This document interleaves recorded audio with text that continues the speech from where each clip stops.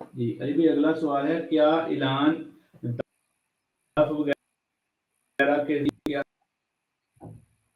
Establish? ہاں یہ جو حدیث ہے نا سنن ابن ماجہ کے اندر، مشکات کے اندر بھی موجود ہے، میں نے بیان کی تھی کہ حلال اور حرام نکاح میں فرق جو ہے وہ گانے کا ہے. وہاں گانے سے مراد اسپیسیفکلی ضروری نہیں کہ صرف گانا، اعلان ہے. گانا اعلان کا، دف اعلان کا ایک ذریعہ ہے. اس کے علاوہ بھی جتنے ذرائع استعمال کیے جاتے ہیں چیز ڈکلیئر کرنے کے لیے کہ یہ اسٹیبلش دونوں میاں بیوی ہیں، تو وہ اعلان کے ہی ایکویلنٹ آ جائے گا. تو ٹھیک ہے اسٹیبلش ہو جائے گا، اعلان کرنا ضروری ہے. یہ جو خفیہ نکاح کیے ہوئے نا علماء نے چھپا چھپا کے اپنی بیویوں سے، پوری زندگی ان کے ساتھ محبت کا اظہار کرتے رہتے ہیں، اور اندر خانے انہوں نے دوسری تیسری شادیاں کی ہوتی ہیں. جب ہم کہتے ہیں کہ یار یہ تو زنا جو ہے وہ چھپا کے ہوتا ہے، نکاح تو اعلانیہ ہوتا ہے، وہ کہتے ہیں اعلانیہ ہوا تو انہوں نے کرنے نہیں دینی. تو پھر آپ لوگ اگر کسی کو دین کے بارے میں اتنا ایجوکیٹ ہی نہیں کر پا رہے ہیں تو آپ کو اس طرح چوری چھپے کرنا پڑ رہے ہیں، اور وہ نکاح انہوں نے رجسٹر بھی نہیں کرائے ہوتے. کل کو جب آپ مریں گے تو مجھے بتائیں آپ کی ساری دولت تو وہ بیوی لے جائے گی نا جو آپ کی ڈکلیئرڈ بیوی ہے، تو باقی بیوی اور اس کے بچوں کو کیا ملے گا؟ اس کی وراثت تو ماری گئی.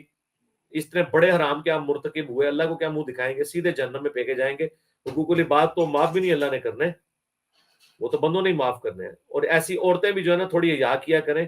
کیوں ایسے مردوں کے ساتھ، بزدل مردوں کے ساتھ شادیاں کرتی ہیں کہ جو اپنا نکاح جو ہے وہ اس کو اوپن بھی نہیں کرنا چاہتے؟ دفع کریں ایسے مردوں کو. کیا ضرورت ہے ایسے مردوں کے ساتھ شادی کرنے کی آپ کو؟ کل کو آپ کے ساتھ کوئی یہ ہینکی پینکی بھی کر دیں تو آپ کس کورٹ میں جا کے چیلنج کریں گے کہ میں اس کی بیوی ہوں؟ کہیں بھی نہیں ہو سکتا، ثابت تو نہیں آپ کر سکتے. اور پھر مولوی اس قسم کے نکاح پڑھا رہے ہوتے ہیں چوری چھپے، کل کو پکڑے جاتے ہیں تو پھر وہ معافیاں مانگتے پھرتے ہیں. جی نیکسٹ.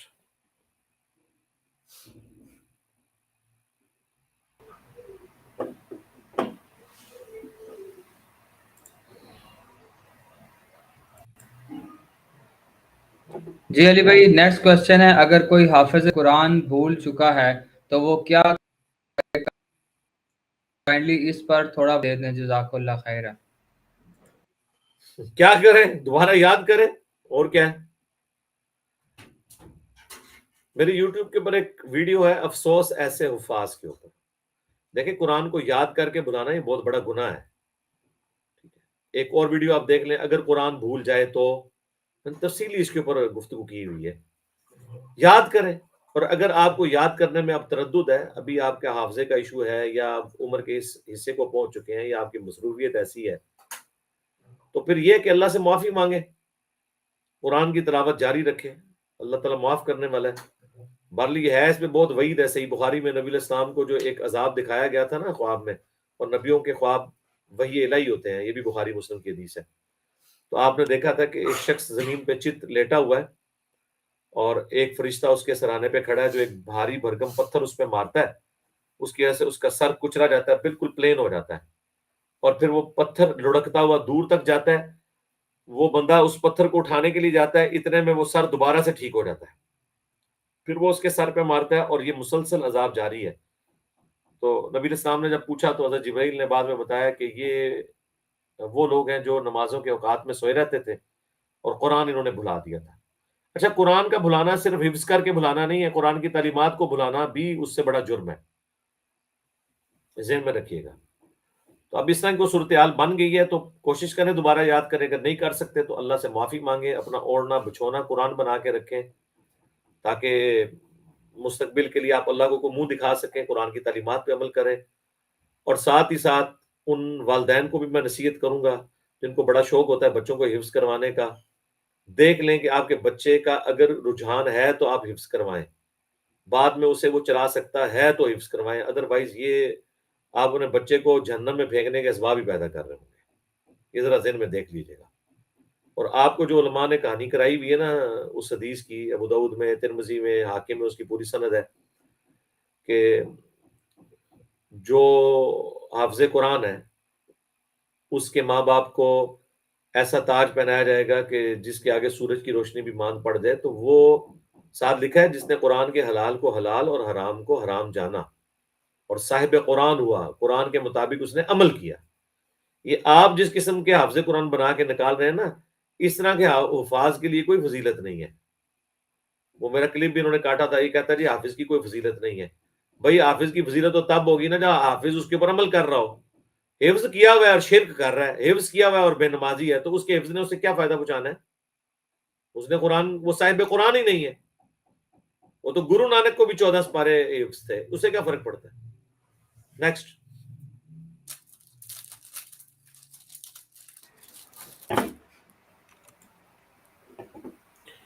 جی علی بھائی اگلا سوال ہے کہ میرے ابو نے مرنے سے پہلے میری دوسری امی کے نام انشورنس کی تھی, جس کے پیسے ان کو مل گئے ہیں, تو کیا اب ابو کی گاڑی پہ بھی ان کا حصہ ہوگا؟ اگر ہوگا تو کتنا ہوگا؟ جو چیز ان کے نام کے اوپر ہے تو اس پہ حصہ کیوں ہوگا؟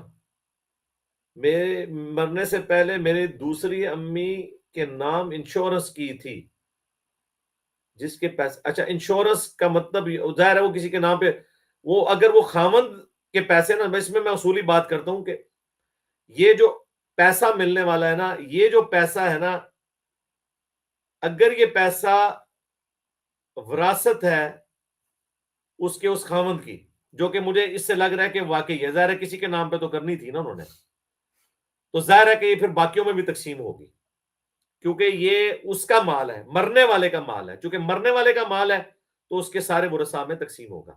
البتہ اگر یہ مرنے والے کا مال نہیں ہے, جس کو مل رہا ہے اس کا وہ مالک ہے اس کی, پھر تقسیم نہیں ہوگا. خالی نام کرانے سے کچھ نہیں ہوتا, نام تو ظاہر ہے وہ کسی کا تو نام لکھوانا ہوتا ہے نا. اور ویسے بھی حدیث ہے بخاری میں, ابو داؤد میں, کہ وارث کا حصہ اللہ نے قرآن میں رکھ دیا ہے, کوئی وارث کے لیے وصیت نہیں کر سکتا. وصیت ادر دین وارث ہوتی ہے. اپنی زندگی میں بھی اگر وہ گفٹ دیتے تو ان کو سب کو برابر دینا چاہیے تھا. ان شارٹ یہ ہے کہ یہ باقیوں کو بھی ملے گا. جی نیکسٹ.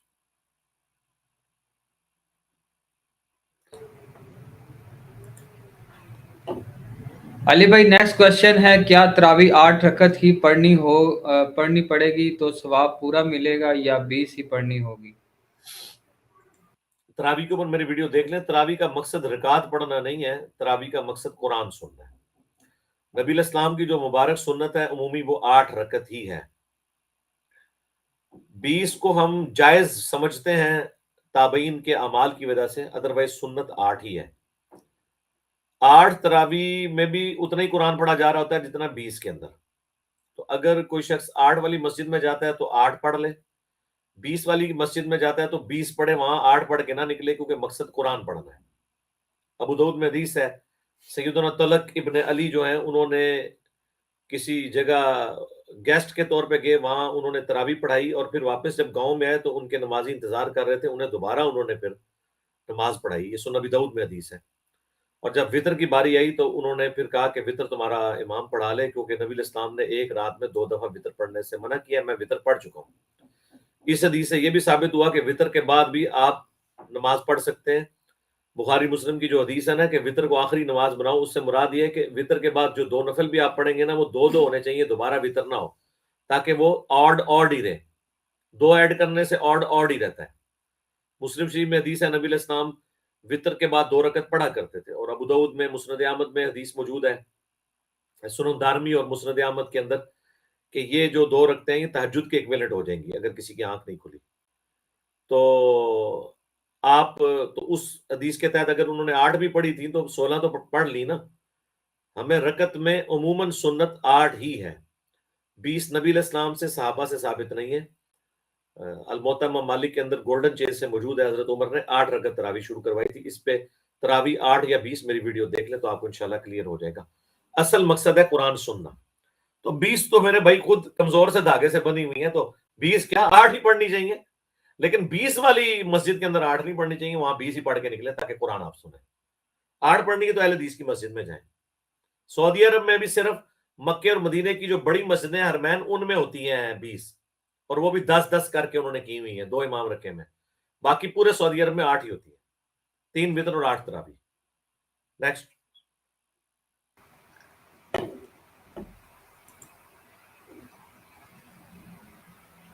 جی علی بھائی اگلا سوال ہے, کیا کسی حدیث کی کتاب میں 99 قتل والا واقعہ ہے, تو سوال ہے کہ قتل کرنے والا جہنم سے بچے گا؟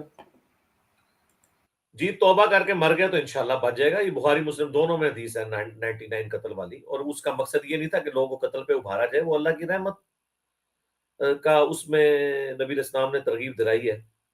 جب وہ ایک عالم کے پاس جاتا ہے, وہ کہتا ہے تیری کوئی توبہ نہیں ہے. بھائی توبہ تو مرتے دم تک ہے. جامع ترمذی میں حدیث ہے موت کے غرغرے سے پہلے پہلے توبہ قبول ہے. توبہ کیوں نہیں قبول؟ ہاں طریقے مختلف ہیں. ظاہر قتل کی توبہ یہ ہے کہ آپ نے پھر ورثاء سے بخشش کروانی ہے, طریقہ مختلف ہے ہر گناہ کی, لیکن گناہ کی توبہ تو صحیح مسلم میں حدیث ہے کہ اگر میرا بندہ زمین و آسمان گناہوں کے بھر کے لے آئے اور اس نے شرک نہ کیا ہوا تو میں اتنی مغفرت کے ساتھ اس کے ساتھ ملاقات کروں گا. اللہ کی رحمت سے تو بڑی کوئی چیز نہیں ہے نا جی. توبہ آپ جس وقت بھی کرتے ہیں, سورۃ الفرقان کی آیت نمبر 70 ہے 70 کہ اگر کوئی شرک سے بھی توبہ کر لے ہم اس کے گناہوں کو نیکیوں سے بدل دیں گے, نہ صرف معاف کریں گے بلکہ نیکیوں سے بدل دیں گے. شرک سے بڑا تو کوئی گناہ ہی نہیں ہے نا. یہ وہ واحد گناہ ہے جو آخرت میں بھی معاف نہیں ہونا. وہ بھی اگر دنیا میں کوئی توبہ کر لے تو وہ سب کا سب انشاءاللہ تعالیٰ اس کا نیکیوں میں بدل جائے گا. تو توبہ تو ہو جاتی ہے.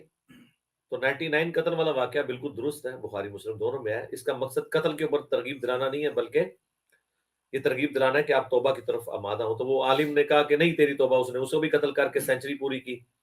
پھر ایک اور بندہ ملا, اس نے کہا فلاں جگہ اللہ کے نیک بندے ہیں, ان کی بستی میں جاؤ اور وہاں پہ جا کے تم, یعنی وہ ظاہر نیک لوگوں کا تو وسیلہ اختیار کرنا ہے نا, مرے ہوئے بابوں کا نہیں, مزار پہ نہیں بھیجا تھا, نیک بندوں کا وسیلہ ہے. دنیا میں جہاں بھی نیک بندے ہیں وہاں پہ جائیں, آپ ان سے جا کے دعا کروائیں. جو اپنی عبادت نہیں کروا رہے بلکہ اللہ کی عبادت کروا رہے ہیں, قرآن و سنت کے ساتھ آپ کو جوڑ رہے ہیں, جائیں ان کے پاس دعائیں کروائیں. ہمیں بھی بتائیں اگر اس طرح کے بندے آپ کو ملیں, ہم بھی انشاءاللہ حاضر ہوں گے. چندہ نہ لینے ہوں نا, یہ شرط ہے, اپنی جیب دکھان دیں. تو وہ تو ٹھیک ہے, وہ راستے میں فوت ہو گیا تو رحمت کے فرشتے اور عذاب کے فرشتے آ گئے. رحمت کے فرشتوں نے کہا اس نے چونکہ اس طرف ارادہ کر لیا تھا ہم اسے جنت میں لے کے جائیں گے. عذاب کے فرشتوں نے کہا کہ نہیں, ہم اسے جہنم میں لے کے جائیں گے, کیونکہ یہ ابھی ادھر تک پہنچا نہیں تھا. اللہ کی بارگاہ میں مقدمہ پیش ہوا تو اللہ نے فرمایا کہ زمین ناپ لو, اگر یہ نیک لوگوں کی بستی کے قریب ہے تو اسے جنت میں لے جاؤ, اور اگر اپنے اس علاقے سے قریب ہے تو جہنم میں. اور بائی چانس وہ اپنے علاقے کے قریب تھا, نیک لوگوں کی بستی سے دور تھا. پھر اللہ کی رحمت کا غلبہ ہوا, اللہ نے زمین کو حکم دیا, وہ سکڑ گئی اور وہ والی جگہ جو ہے وہ کم ہو گئی. اللہ نے اسے جنت کی بشارت. یہ واقعات اس لیے نہیں ہوتے کہ آپ نے یہ کام کرنا ہے. جس طرح بخاری مسلم میں حدیث ہے کہ ایک بدکار عورت تھی, اس نے اپنے موزے میں ایک پیاسے کتے کو پانی پلایا, اللہ نے اس کی وجہ سے اس کی بخشش کر دی. اس کا یہ مقصد نہیں ہے کہ بدکار عورت یہ کام کر لے اور وہ 11ویں دے دے اور محرم کی نیازیں دے دے اور وہ بخشی گئی ہے, نہیں. دوسری طرف بخاری مسلم دونوں میں حدیث ہے, ایک نیک عورت تھی, اس نے صرف ایک بلی قید کر دی اور بھوکی پیاسی مر گئی, اس کی وجہ سے وہ آگ میں جل رہی ہے. کہتے ہیں جی اللہ چھوٹی سی بات پہ معاف کر سکتا ہے, اللہ چھوٹی سی بات پہ پکڑ بھی سکتا ہے. خوف اور امید کے درمیان رہنا ہے آپ نے. نیکسٹ.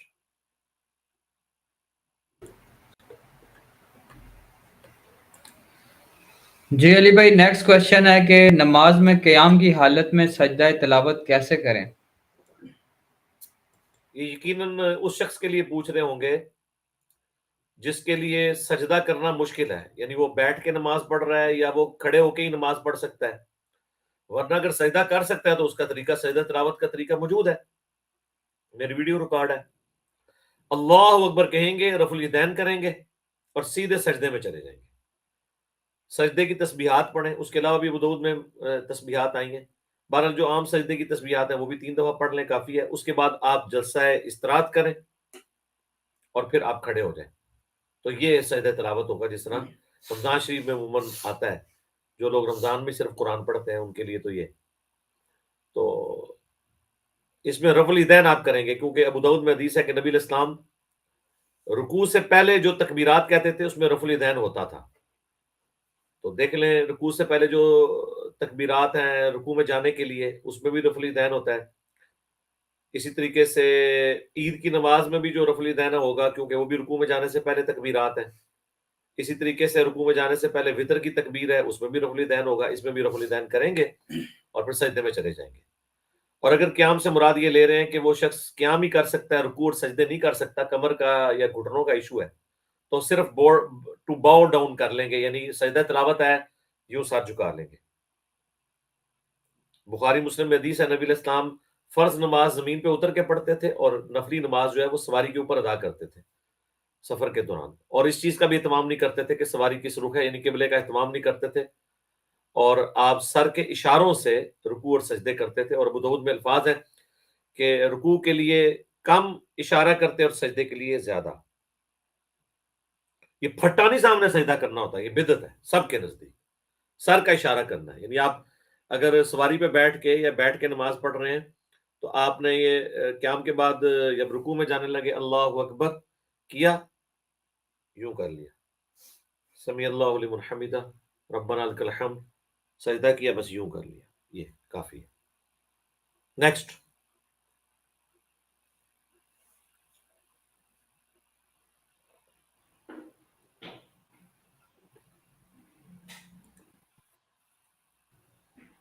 جی علی بھائی نیکسٹ کوسچن، داری رضی اللہ تعالیٰ عنہ نے دجال کو دیکھا تھا؟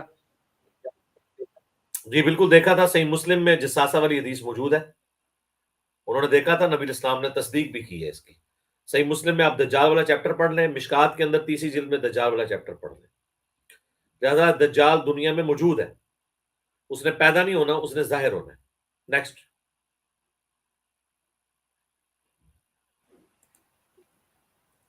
جی نیکسٹ کوسچن ہے، آپ صلی اللہ علیہ وسلم تہجد کی نماز میں 8ویں رکعت میں بیٹھے اور تشہد پڑھا اور 9ویں میں سلام پھیرا، تو اکٹھی 9 رکعتوں کی اس طرح جماعت کروا سکتے ہیں؟ ہاں جی کروا سکتے، کیوں نہیں کروا سکتے، لیکن یہ عمومی عمل نہ ہو۔ رمضان میں تو وطر کی نماز کی جماعت عمومی عمل ہے، لیکن رمضان کے علاوہ کبھی کبھار آپ کر سکتے ہیں۔ وہ المصنف ابن ابی شیبہ میں سنن کبریٰ بیہقی کے اندر موجود ہے کہ جس رات حضرت ابو بکر کو دفنایا گیا تو حضرت عمر نے کہا کہ میں نے تو وطر نہیں پڑھے، تو پھر انہوں نے وطر کی جماعت کرائی، باقی اصحاب نے بھی ان کے ساتھ وطر پڑھے۔ یہ ثبوت ہے اس بات کا کہ رمضان کے علاوہ بھی جماعت ہو سکتی ہے۔ تو اگر اس طرح کی نفلی نماز کی کوئی جماعت کرواتا ہے تو کروائے، لیکن یہ حرکت کرنے سے پہلے آپ نے اپنی عوام کو ایجوکیٹ کرنا ہے۔ یہ نہ ہو کہن کہ امام صاحب نو کہ ہو گیا نہ پہلی بیٹھے ہیں نہ دوسری کی، تو وہ تانوں وچ لکمے ہی دے رہے ہیں۔ اس قسم کے جو بھی کسی نے تجربات کرنے ہوتے ہیں نا، تو وہ پہلے عوام کو گائیڈ کرے۔ کوئی 2 سال پہلے کی بات ہے، میں ایک اہل حدیث کی مسجد میں چلا گیا، وہاں پہ وہ لڑکا نیا نیا سبع عشرہ کا کورس کر کے آیا تھا، جو مختلف انداز کے اندر وہ قرات کرتے ہیں، ساری اسٹیبلش قرات ہے۔ اس نے جناب سورہ فاتحہ پڑھی، تو وہ اس میں بھی آپ کو پتا ہے وہ مالک یوم الدین آتا ہے، ہم تو پڑھتے ہیں مالک یوم الدین، اور ایک قرات کے اندر یہ مالک یوم الدین ہے۔ اس کے بعد اس نے والضحیٰ پڑھی، والضحی واللیل اذا سجے۔ اب وہ بابے پیچھے نماز پڑھ رہے تھے، سلام پھیر دی، جناب پہ گئے منڈے نو کہ تو کے پڑھیا ہوئے تو وہ کہنے لگا جی میں نے تو وہ قرات پڑھا ہے۔ وہ اللہ کے بندے کدھر بیٹھ کے تو یہ قرات پڑھا، تو کاریوں میں بیٹھا ہوا ہے کہ تو نے یہ تجربے کرنے ہیں، معروف قرات کر۔ حضرت عثمان نے تو صحیح بخاری میں آتا ہے قریش کے علاوہ جو باقی ڈائلیکٹ تھے وہ تو صحیفے بھی جلوا دیے تھے تاکہ اختلاف نہ پیدا ہو۔ ہاں وہ اجماع سے عملی تواتر سے چلے ہیں۔ نیکسٹ۔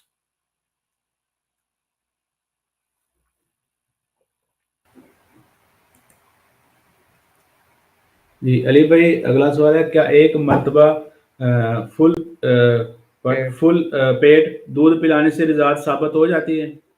نہیں ثابت ہوتی جی، صحیح مسلم میں واضح حدیث ہے کہ 1 یا 2 دفعہ پلانے سے نہیں، کم از کم 5 دفعہ پلانے سے رضاعت کا رشتہ اسٹیبلش ہوگا، اور وہ 5 دفعہ بھی مختلف اوقات میں، 5 گھونٹ نہیں ہے، 5 مختلف اوقات میں۔ اور وہ بھی بخاری مسلم میں حدیث ہے کہ رضاعت کا رشتہ صرف بھوک کی عمر تک اسٹیبلش ہوتا ہے، اور بھوک کی عمر قرآن میں 2 سال آئی ہے جو بچے کے دودھ پلانے کی۔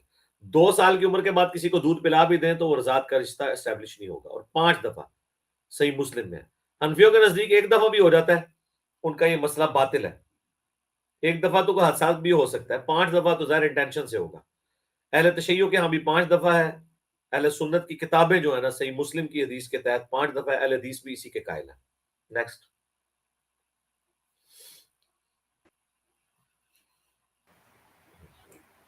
جی علی بھائی نیکسٹ کوسچن ہے، وہ پوچھتے ہیں کہ امی جو ہیں وہ قصہ سناتی ہیں کہ ایک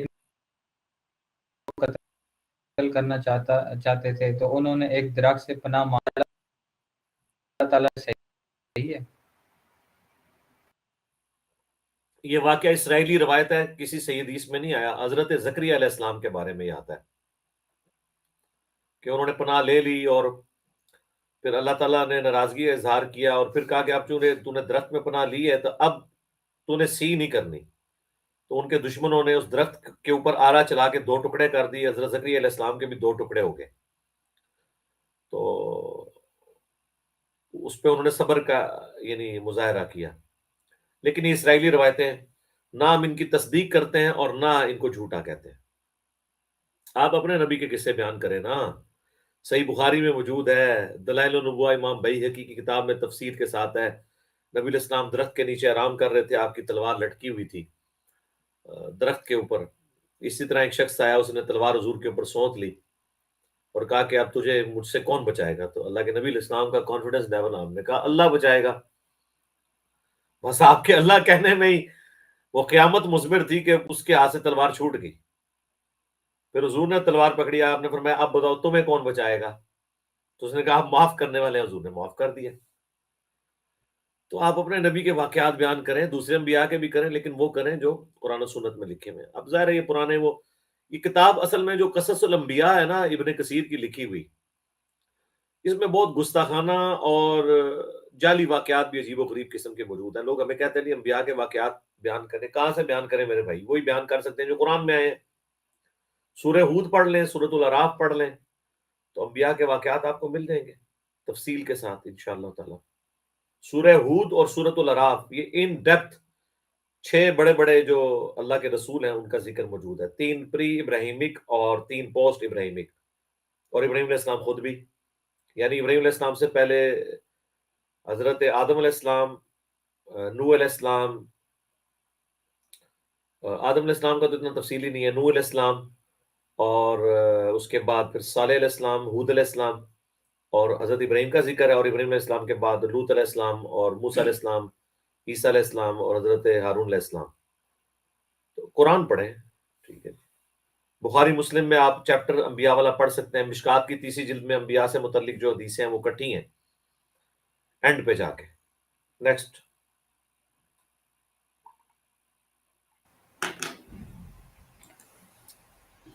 علی بھائی نیکسٹ کوشچن ہے، بوڑھی عورت کہاں؟ اس کا شوہر بیٹے کے گھر رہتا ہے اور وہ اپنی بیٹی کے گھر مستقل رہتی ہے۔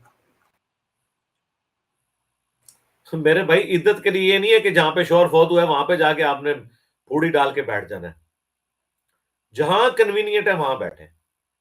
بوڑھی عورت نے بھی عدت کرنی ہے، خامد کے مرنے پہ یہ سو گیا، اس نے کرنا ہے 4 مہینے 10 دن۔ اس میں صرف ایک ایکسیپشن جو آئی ہے قرآن میں اور بخاری کے اندر، وہ ہے کہ اگر عورت پریگننٹ ہے نا تو جیسے ہی وضع حمل ہوگا، چاہے اسی دن ہو جائے تو اس کی عدت اسی دن ختم ہو جائے گی، اس کے علاوہ کوئی صورت نہیں، 4 مہینے 10 دن آپ نے عدت کرنی ہے۔ تو اس کے لیے جہاں پہ کنوینئنٹ ہے وہاں جائیں اور عدت کریں۔ اور عدت کا مطلب یہ نہیں ہے کہ انہوں نے کوئی منہ سر لپیٹ کے بیٹھ جانا ہے، عدت کا مطلب یہ ہے کہ وہ گھر سے بغیر ضرورت کے نہیں نکلے گی۔ ضرورت یہ ہے کہ بیمار ہو گیا ہاسپٹل لینا پڑ گیا، سودا لینا کوئی ضرورت نہیں ہے، وہ کسی سے منگوا لے۔ 4 مہینے 10 دن وہ گھر کے اندر رہے گی، کسی خوشی کی ایکٹیویٹی میں حصہ نہیں لے گی، اس گھر کے اندر بھی ہونے والی۔ باقی اس نے عام بہیو کرنا ہے۔ اس بوڑھی عورت کا پردہ جن لوگوں سے پہلے تھا اب بھی ہے، جن سے پہلے نہیں تھا اب بھی نہیں ہے۔ لوگ سمجھتے ہیں پتہ نہیں کوئی وہ جس طرح اعتکاف میں بھی منہ کر کے لپیٹ کے بیٹھے ہوتے ہیں، عجیب و غریب قسم کے وہ بنے ہوئے ہوتے ہیں۔ اعتکاف میں بھی کوئی ایسی بات نہیں ہے، لوگوں نے خود بنایا ہوا ہے، کہیں نہیں لکھا ہوا ایسے۔ نیکسٹ۔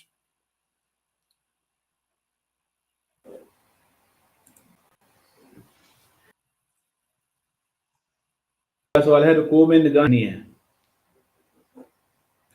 دیکھیں ایک ہی امام بحیقی جو روایت لے کے آئے ہیں نا، اس میں تو یہ ہے کہ حضرت عمر کا قول ہے کہ سجدے سے آگے نگاہ نہیں جانی چاہیے۔ بس یہ ایک ہی روایت ملتی ہے ہمیں جو اوورال ہمیں لینتھ بتا رہی ہے اس کی، کہ آپ کی زیادہ زیادہ نظر سجدہ گاہ تک جا سکتی ہے۔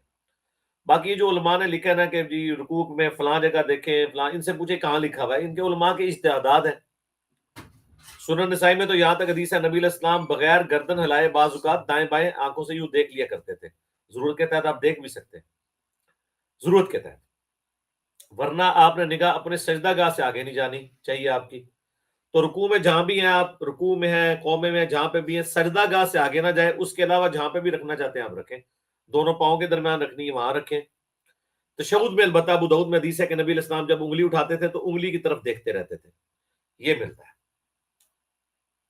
باقی جو آپ کو کنوینئنٹ ہے آپ وہ کر لیں، اس میں کوئی تفصیل نہیں آئی ہے. جو کچھ ہے وہ علماء نے لکھا ہے جی. انگوٹھوں پہ نظر رکھیں کہ روح انگوٹھوں سے نکلتی ہے. اس قسم کی آپ کو پتہ ہے انہوں نے کافی ساری کہانیاں بنائی ہوئی ہیں. مجھے ان سے زیادہ پتہ ہے، لیکن میرا مسئلہ ہے کہ میں نے علماء کی طرح اور غامدی صاحب کی طرح ایک سطحی بات نہیں کرنی ہوتی، مجھے اس کی دلیل بھی بیان کرنی ہوتی ہے. یہ نہیں ہے کہ میں بات کر کے سائڈ پہ ہو جاؤں کہ میرے خیال میں یہ ہے. اس طرح تو نہیں ہو سکتا نا. نیکسٹ. باقی نماز کا میرا پریکٹیکل دیکھ لیں.